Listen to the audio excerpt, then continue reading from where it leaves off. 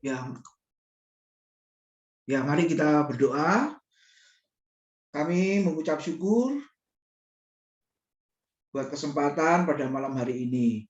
Pujian, penyembahan yang kami naikkan di hadapan-Mu, kiranya boleh berkenan kepadamu ya Tuhan. Dan biarlah semuanya membawa kami untuk mengasihi Tuhan lebih daripada segala perkara. Terima kasih ya Tuhan, sebentar lagi kami akan diperlengkapi dengan kebenaran firman Tuhan. Sebelum kami menaikkan doa-doa syafaat kami, Engkau mempersiapkan diri kami semua untuk ditaburi kebenaran firman-Mu. Kau memakai hamba-Mu, Pak Bambang, yang akan membagikan berkat firman Tuhan pada malam hari ini. Dalam nama Tuhan Yesus, kami sambut firman Tuhan. Amin.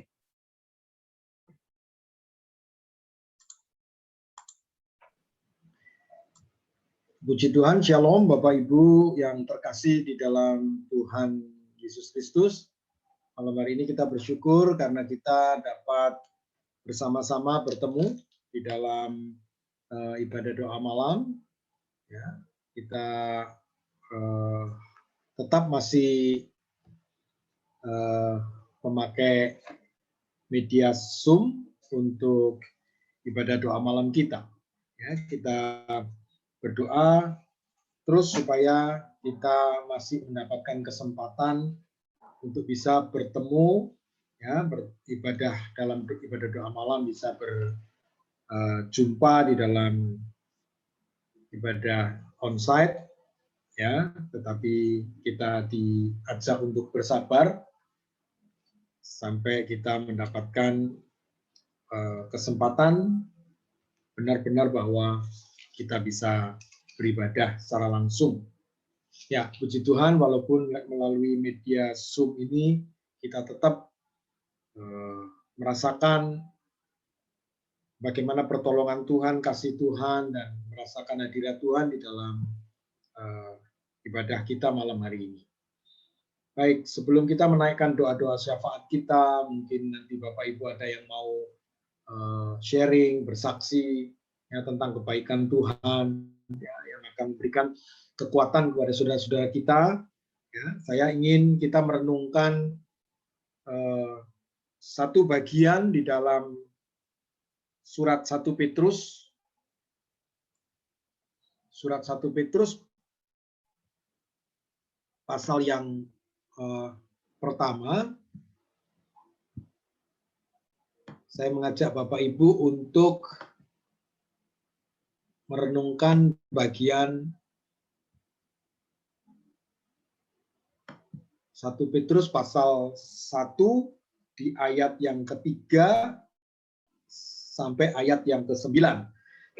Surat 1 Petrus pasal 1, 1 Petrus pasal 1 ayat 3 sampai ayat yang ke-9.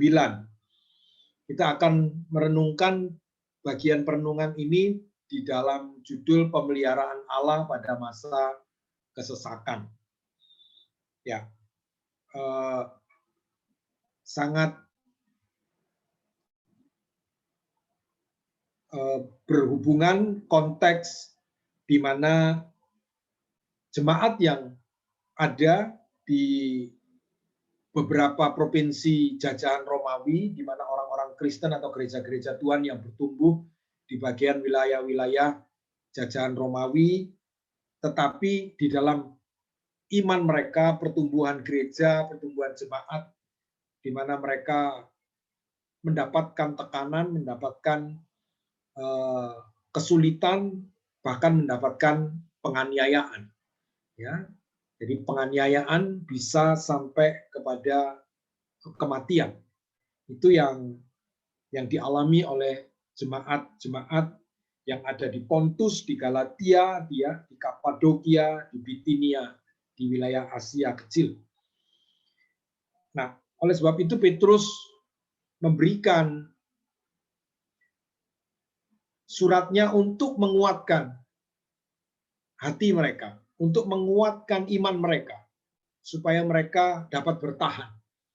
Pada masa kesesakan itu mereka dapat melihat bahwa ada pemeliharaan Allah, ada pertolongan Allah yang diberikan kepada jemaat-jemaat yang percaya kepada Allah dan beriman di dalam Yesus Kristus. Nah, saya akan membacakan di bagian ayat nats kita di pasal 1 ayat 3 sampai ayat yang ke-9. Terpujilah Allah dan Bapa Tuhan kita Yesus Kristus, yang karena rahmat-Nya yang besar telah melahirkan kita kembali oleh kebangkitan Yesus Kristus dari antara orang mati kepada suatu hidup yang penuh pengharapan, untuk menerima suatu bagian yang tidak dapat binasa, yang tidak dapat cemar, dan yang tidak dapat layu, yang tersimpan di sorga bagi kamu. Yaitu kamu yang dipelihara dalam kekuatan Allah karena imanmu, sementara kamu menantikan keselamatan yang telah tersedia untuk dinyatakan pada zaman akhir. Bergembiralah akan hal itu, sekalipun sekarang ini kamu seketika harus berduka cita oleh berbagai-bagai pencobaan. Maksud semua itu ialah untuk membuktikan kemurnian imanmu yang jauh lebih tinggi nilainya daripada emas yang fana, yang diuji kemurniannya dengan api. Sehingga kamu memperoleh puji-pujian dan kemuliaan dan kehormatan pada hari Yesus Kristus menyatakan dirinya. Sekalipun kamu belum pernah melihat Dia, namun kamu mengasihinya. Kamu percaya kepada Dia, sekalipun kamu sekarang tidak melihatnya. Kamu berbahagia karena sukacita yang mulia dan yang tidak terkatakan. Karena kamu telah mencapai tujuan imanmu, yaitu keselamatan jiwamu. Puji Tuhan, Bapak Ibu yang terkasih, malam hari ini kita mau merenungkan bagian-bagian ayat yang sudah kita baca bersama-sama. Sekali lagi, kita merasakan bagaimana kesulitan yang dialami oleh jemaat-jemaat yang mengalami tekanan, mengalami aniaya, mengalami penderitaan, mengalami kesesakan. Nah, jika dibanding dengan keadaan kita sekarang, mungkin kita juga mengalami kesesakan. Kita mengalami penderitaan. Dalam masa-masa pandemi seperti ini, banyak orang mengalami kesesakan, mengalami penderitaan. Penderitaan mungkin keuangan. Jadi yang biasa punya penghasilan yang cukup baik, tetapi tiba-tiba menurun drastis dan bahkan mungkin tidak memiliki keuntungan dan lain sebagainya. Selain keuangan, mungkin orang mengalami kesesakan, penderitaan di dalam kesehatan. Karena banyak orang yang mulai mengalami trauma, mengalami paranoid. Mungkin secara fisik dia tidak sakit, tetapi secara psikis mereka mengalami ketakutan yang juga akhirnya merasakan hidup ini begitu sesak. Dan ada yang mengalami gangguan kesehatan karena dampak atau terpaparnya COVID-19. Selain hanya kesehatan, tidak hanya kesehatan yang terganggu, tetapi kesesakan penderitaan itu datang dalam bentuk kehilangan. Kehilangan banyak hal. Terlebih kehilangan seseorang yang kita cintai atau kita kasih dalam keluarga kita. Banyak orang yang kehilangan atau ditinggalkan. Mereka yang kita kasih, mereka yang kita cintai, mereka akhirnya meninggal karena kondisi COVID-19. Lalu mengalami penderitaan, kesulitan, kesesakan dalam ketidakharmonisan mungkin. Dengan pasangan, ketidakharmonisan dengan relasi dengan keluarga dan lain sebagainya. Ya, secara keluarga mungkin kita juga mengalaminya. Bahkan ada yang mengalami PHK pekerjaan, lalu mengalami masalah juga dalam pendidikan. Ya, saya dan teman-teman dosen berdiskusi. Nah, menurut juga survei bahwa pendidikan juga mengalami masalah karena pandemi, karena sulitnya cara belajar yang baru, ya, beradaptasi dengan cara belajar yang baru. Lalu hasil yang didapatkan tidak maksimal, ya, karena pendidikan secara online mereka tidak bisa terkontrol, apakah mereka konsentrasi dan lain sebagainya dan lain sebagainya. Banyak macam, ya, apalagi anak-anak didik, ya, dari SD, SMP, SMA sampai mahasiswa pun punya triknya macam-macam untuk menghindari, ya, jenuhnya di depan laptop, depan komputer atau di depan HP mereka untuk mengikuti pembelajaran online. Ya. Juga mungkin kita juga mengalami ibadah yang juga mengalami kesesakan, penderitaan, dan juga kesulitan orang hidup, mendapatkan pasangan, mencari pasangan dan lain sebagainya dan lain sebagainya. Banyak hal bisa kita tambahkan, puluhan kesesakan, mungkin ratusan yang bisa kita tambahkan di situ, dan itu yang membuat kita mengalami penderitaan. Ya. Tapi kalau kita membandingkan penderitaan, ya, selalu kesulitan, penderitaan itu dia punya punya tekanan yang berbeda, ya, punya tekanan yang berbeda. Ada yang ringan, ada yang berat. Ya. Ada kesesakan itu yang kecil, ada yang besar dan lain sebagainya. Nah, coba kita pikirkan seandainya situasi kita pandemi sekarang ini dengan masalah yang dihadapi oleh orang-orang Kristen di zaman Petrus mengirimkan suratnya. Kira-kira kita mau memilih seperti kejadian seperti yang mana yang kita pilih dalam kondisi kesesakan, penderitaan karena pandemi ini, atau penderitaan karena kekejaman Kaisar Nero dan seluruh imperium Romawi, ya, yang didoktrin atau diperintahkan untuk menghalangi, bahkan menganiaya dan menghancurkan kekristenan. Selalu situasi penderitaan kita selalu bisa kita bandingkan dengan penderitaan orang lain atau penderitaan yang dialami orang lain. Nah, apa yang perlu kita pelajari dari penderitaan yang kita hadapi, yang kita alami? Jika kita melihat penderitaan yang lebih besar, maka penderitaan yang kita alami kita akan bersyukur.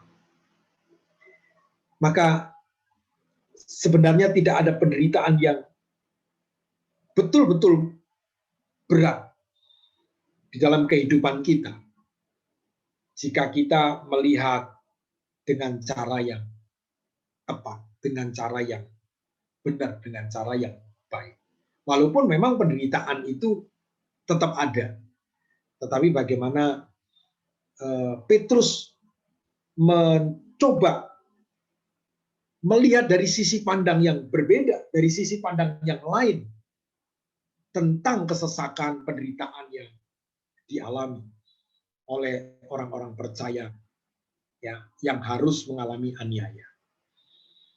Nah, maka di ayat yang pertama Petrus mengatakan, terpujilah Allah dan Bapa Tuhan kita Yesus Kristus. Terpujilah Allah kita. Bagaimana dalam penderitaan itu, bagaimana dalam kesesakan itu, Petrus memperlihatkan begitu rahmat Tuhan yang begitu besar. karena rahmat-Nya yang begitu besar. Dalam penderitaan orang percaya, dalam kesulitan kesesakan orang percaya, Petrus mencoba untuk orang percaya membuka mata iman mereka untuk melihat rahmat Allah yang begitu besar. Sehingga tidak memandang segala sesuatu itu sebagai satu masalah yang memang masalah.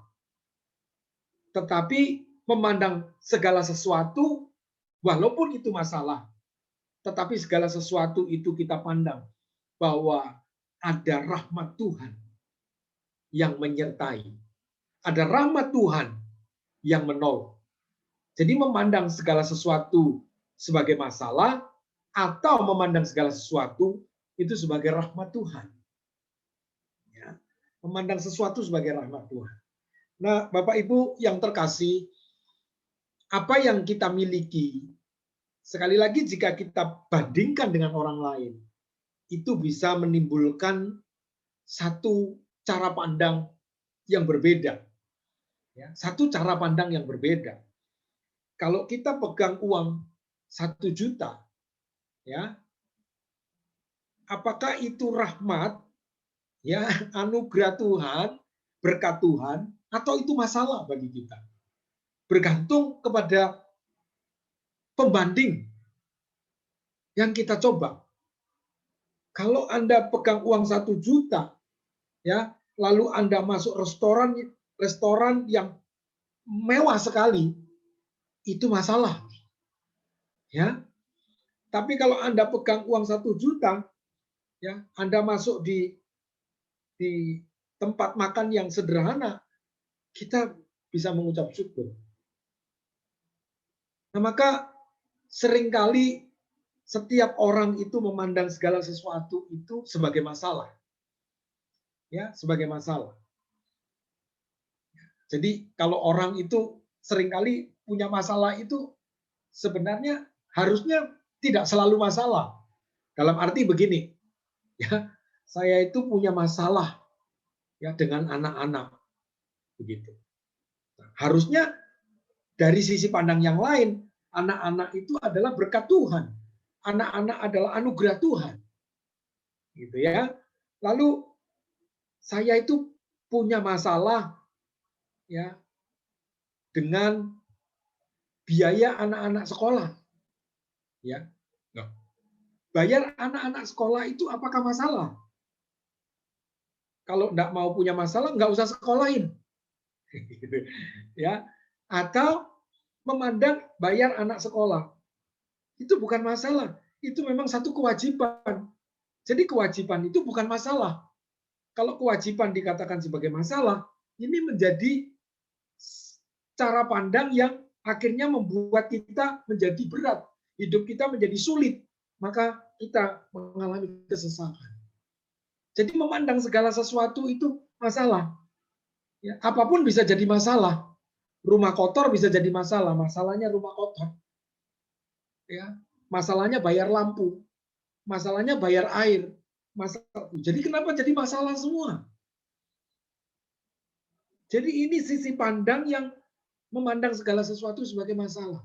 Jadi melihat satu hidup itu dalam konteks apa yang dialami, apa yang terjadi itu semua masalah. Maka seharusnya memandang segala sesuatu sebagai rahmat Tuhan. Sebagai anugerah Tuhan. Yang dilihat. Kita mendapatkan anugerah Tuhan.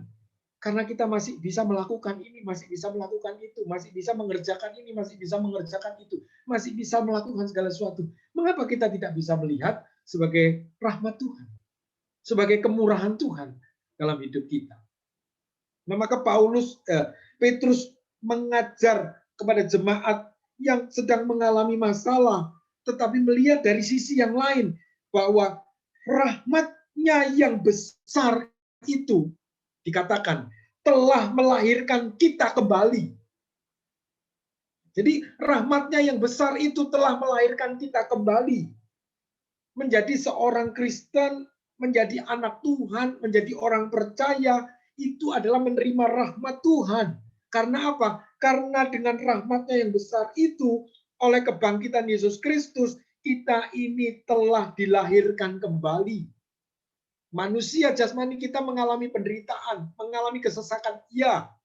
Tetapi manusia baru kita mengalami relasi dengan Bapa di sorga. Artinya hidup yang baru ini punya konsep, punya paradigma pandang yang berbeda dengan hidup yang lama. Dengan hidup yang duniawi. Dengan hidup yang jasmani.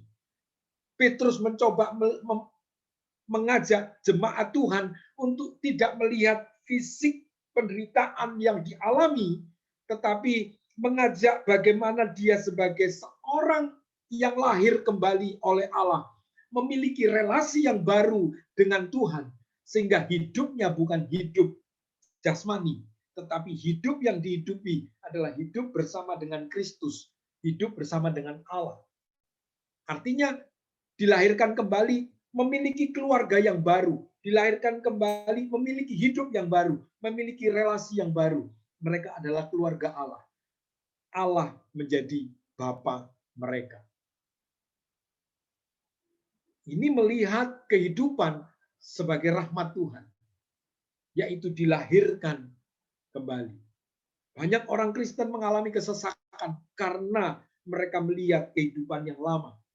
Terus di dalam paradigma kehidupan yang lama. Tidak melihat bagaimana menghidupi kehidupan yang baru dengan relasi yang baru, yaitu Allah sebagai Bapa kita. Terpujilah Allah dan Bapa Tuhan kita Yesus Kristus. Lalu memandang segala sesuatu sebagai rahmat Tuhan. Karena apa? Karena Dia memberikan hidup yang penuh dengan pengharapan. Telah melahirkan kita kembali oleh kebangkitan Yesus Kristus dari antara orang mati kepada suatu hidup yang penuh pengharapan. Kepada hidup yang penuh pengharapan. Bagaimana hidup di dalam Allah, hidup di dalam Yesus Kristus, itu adalah hidup yang dipenuhi dengan pengharapan. Ya, ada penafsir yang lain yang mengatakan pengharapan yang hidup. Jadi bukan pengharapan yang mati, tapi pengharapan yang hidup, yang memberikan gairah dalam kehidupan itu. Sehingga hidup itu jika dipandang sebagai satu rahmat Tuhan, tidak lagi orang tinggal dalam kesesakan, tetapi pemeliharaan Allah, pertolongan Allah dan rahmat Allah itu memberikan relasi yang baru, memberikan hidup yang penuh pengharapan. Lalu ayat yang keempat, untuk menerima suatu bagian yang tidak dapat binasa, yang tidak dapat cemar, yang tidak dapat layu, yang tersimpan di sorga bagi kamu. Bagaimana hidup tidak melihat sebagai rahmat Tuhan jika pengharapan itu akan menerima bagian dari sorga. Menerima bagian dari sorga. Pujilah Allah. Pujilah Allah. Karena dalam hidup kita, kita menerima pemeliharaan Allah. Rahmatnya diberikan, rahmatnya yang besar diberikan di dalam hidup kita. Bapak Ibu bisa melihat di layar ada satu quote yang saya tulis di situ. Dikatakan begini, rahasia kebahagiaan adalah membiarkan setiap situasi menjadi seperti apa adanya. Daripada mengkhawatirkan apa yang mungkin terjadi. Artinya, kesulitan yang kita hadapi itu tidak akan berubah untuk kita menjadi bahagia dalam satu kesulitan, dalam penderitaan yang kita alami, adalah membiarkan situasi itu seperti apa adanya. Daripada mengkhawatirkan apa yang mungkin terjadi, maka orang tidak akan mungkin bisa bahagia. Karena apa yang akan terjadi itu terus-menerus dan menghantui. Tetapi situasi yang ada, itu dibiarkan seperti apa adanya. Kita jalani hidup ini. Sambil kita lewati ya kehidupan ini. Biarkan situasi ini menjadi seperti apa adanya. Ya, di mana kita punya pengalaman di awal sekali terjadi berita bahwa virus COVID-19 masuk ke Indonesia, ya, dulu di Jakarta, awal di Jakarta sudah ramai, di Surabaya masih tenang-tenang. Begitu terus berjalan di Surabaya masuk, begitu ya, dan lain sebagainya. Itu kita lalui, ya. Sudah setahun lebih kita lewati. Kita membiarkan situasi menjadi seperti apa adanya. Apa yang kita khawatirkan, kita tinggalkan. Bahwa hidup kita ada di tangan Tuhan. Sambil kita menjalani semua aturan, kita melakukan sesuatu dengan benar, ya, dengan waspada dan lain sebagainya, kita jalani seperti apa adanya. Jika kita mengkhawatirkan apa yang mungkin terjadi ke depan, maka sulit untuk kita menjadi orang-orang yang bisa bersyukur dan kita bisa berbahagia.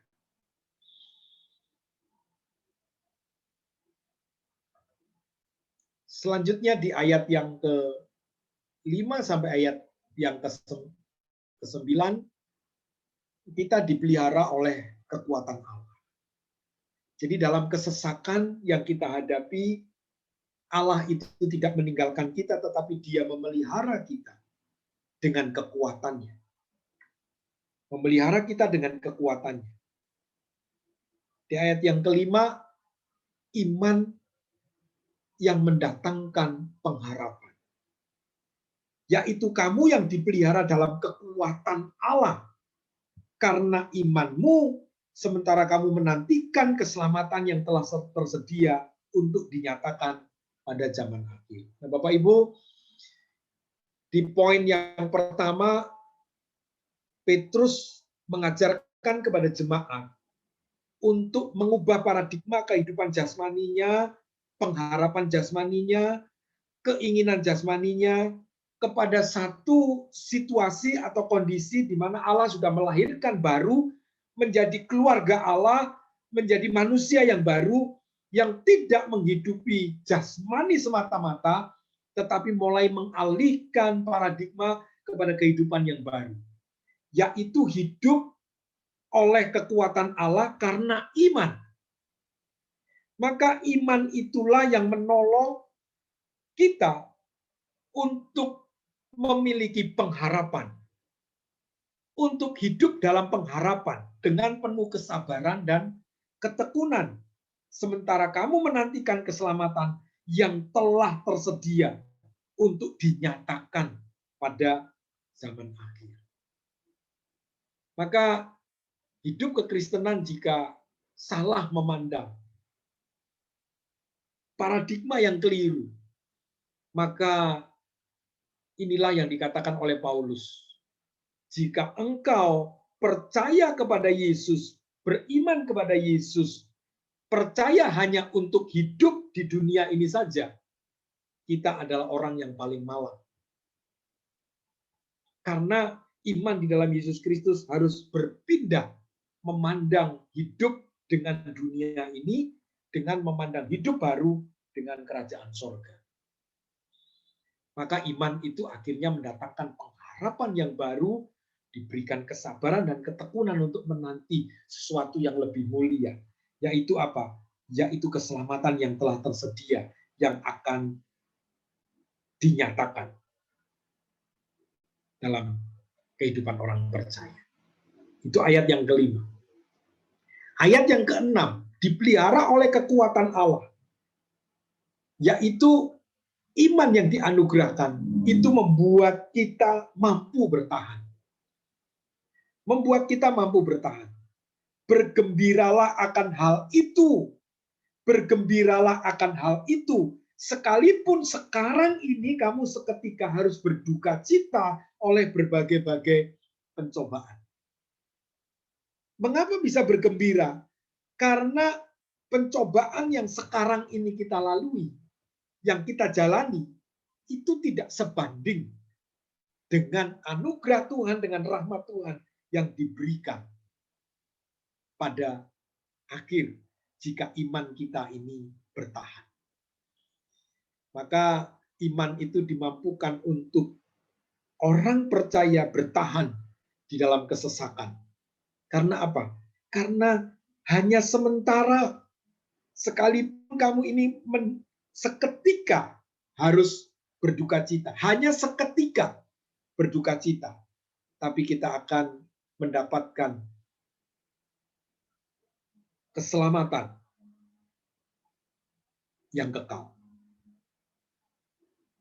Lalu ayat yang ketujuh, iman yang membuat kita teruji dan terpuji. Ya, dalam arti membuat kita berkenan. Ayat yang ketujuh, maksud semuanya itu ialah untuk membuktikan kemurnian imanmu, yang jauh lebih tinggi nilainya daripada emas yang fana, yang diuji kemurniannya dengan api, sehingga kamu memperoleh puji-pujian dan kemuliaan dan kehormatan pada hari Yesus Kristus menyatakan dirinya. Iman yang bertahan, iman yang teruji, itu lebih berharga dari emas yang sudah diuji kemurniannya dengan api.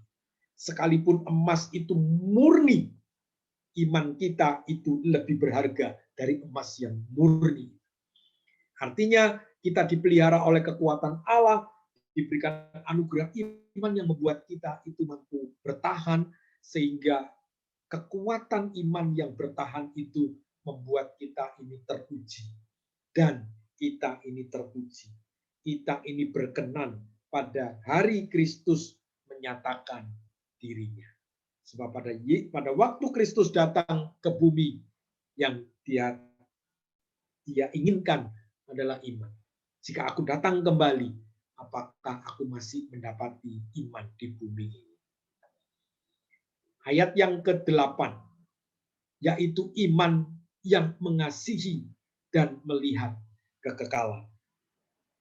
Sekalipun kamu belum pernah melihat dia, namun kamu mengasihinya, kamu percaya kepada dia, sekalipun kamu sekarang tidak melihatnya, kamu bergembira karena sukacita yang mulia yang tidak terkatakan. Bagaimana iman itu menolong kita untuk melihat Kristus yang mengasihi kita, merasakan Kristus yang mengasihi kita, sehingga iman kita itu juga memberikan kita kasih kepada Kristus. Ya, orang-orang yang ada di Pontus, di Galatia, di Kapadokia, di Bitinia, yang menerima surat Petrus, bukan orang-orang yang bertemu secara langsung dengan Yesus. Bukan orang-orang Kristen yang pernah mengalami Yesus dalam hidup mereka. Tetapi dengan iman mereka, mereka percaya kepada Yesus, mereka mengasihi Yesus, mereka bergembira, mereka bersukacita karena janji-janji yang mulia yang diberikan di dalam percaya mereka kepada Kristus. Sehingga iman itu memberikan kasih, dan iman itu mampu melihat kekekalan. Jadi sekali lagi, iman yang kita miliki itu bukan iman yang hanya berlabuh pada hal-hal yang kita inginkan di dunia ini yang fana, tetapi iman yang mampu melihat kepada kekekalan. Sehingga orang Kristen yang mengalami kesesakan itu dimungkinkan untuk dapat bergembira dan bersukacita karena apa yang dia lihat bukan apa yang ada di dalam dunia ini. Iman yang mampu melihat kekekalan. Di ayat yang ke-9, iman yang berada pada jalan dan tujuannya. Karena kamu telah mencapai tujuan imanmu, yaitu keselamatan jiwamu. Iman orang Kristen memberikan mereka posisi pada jalan dan tujuan dari iman itu sendiri. Karena Rasul Paulus mengatakan dari iman kepada iman. Dari iman berjalan di dalam iman sampai tujuannya kepada iman. Dan inilah pemeliharaan Allah dan kekuatan Allah yang akan menolong orang percaya pada waktu kesesakan, karena mereka tidak lagi melihat situasi yang ada di dunia ini. Di bagian penutup, kalau kita membaca di surat 1 Samuel, kitab 1 Samuel pasal 2 ayat yang ke-9, adalah sebuah pujian atau nyanyian dari seorang wanita yang mengalami kesesakan. Seorang wanita yang mengalami aniaya secara dibully, secara psikis, mengalami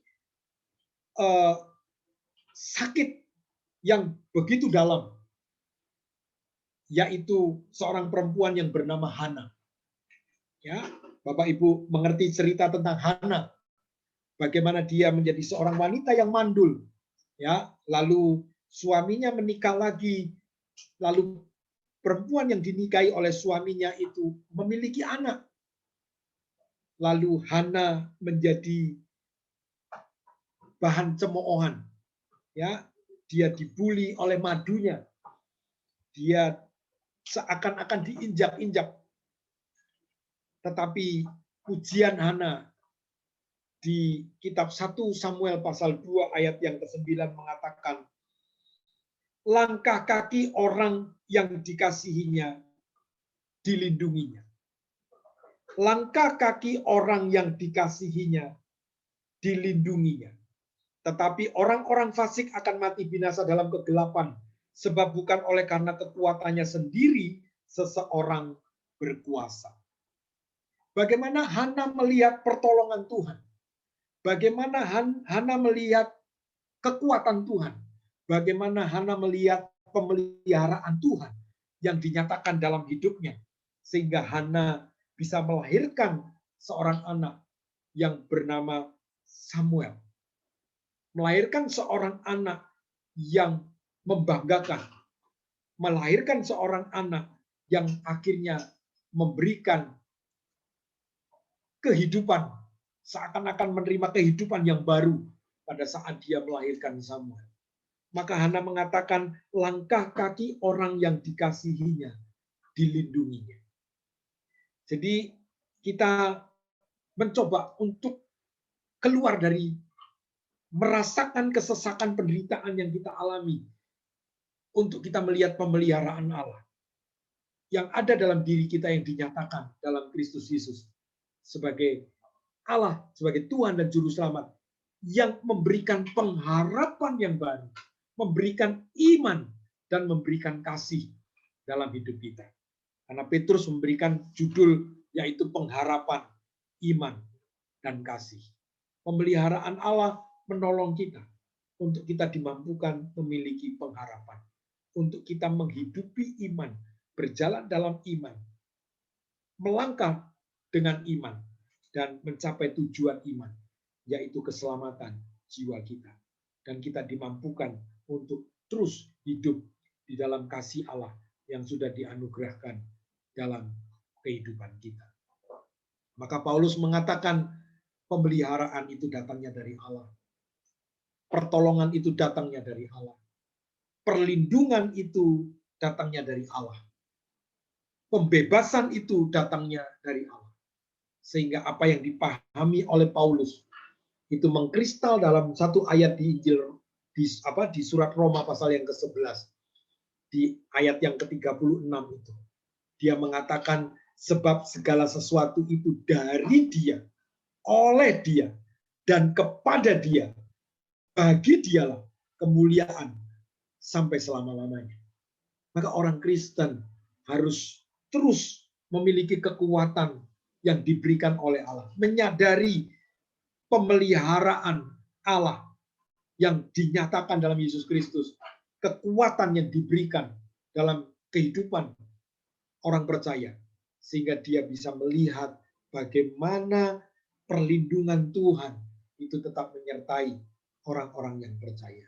Sehingga kita bisa lepas dari kesesakan kepada satu sukacita, kepada satu kebahagiaan di mana kita sudah dianugerahkan rahmat yang begitu besar untuk kita bisa datang kepada Tuhan.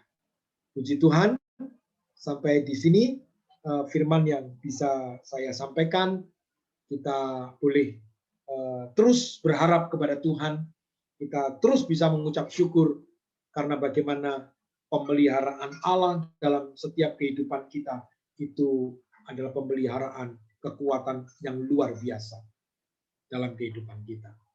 Mari sebelum kita masuk di dalam, mungkin ada yang mau bersaksi, ada yang mau memberikan diskusi, dan nanti selanjutnya kita akan masuk dalam doa syafaat. Kita akan tundukkan kepala untuk menutup firman Tuhan. Bapa di dalam surga, terima kasih untuk waktu yang Tuhan berikan bagi kami. Pada malam hari ini sungguh kami mengucap syukur karena melalui tulisan daripada Rasul Petrus, kami boleh juga diajar bagaimana Allah yang sudah menolong kami, Allah yang tetap menolong kami, Allah yang tetap memberkati kami di dalam situasi yang kami hadapi, pergumulan apapun yang sedang kami hadapi. Kami percaya kami dipelihara oleh kekuatan Allah. Kami boleh bangkit di dalam kesesakan, dalam penderitaan yang mungkin membelenggu kami. Tetapi malam hari ini biarlah rahmat Tuhan yang begitu besar itu boleh kami rasakan, sehingga kami boleh terus menjalani kehidupan kami sebagai orang percaya, dan hidup kami boleh mempermuliakan Engkau. Terima kasih Bapa, terima kasih. Kami mengucap syukur untuk firman yang sudah kami terima. Di dalam nama Tuhan Yesus kami berdoa. Amin.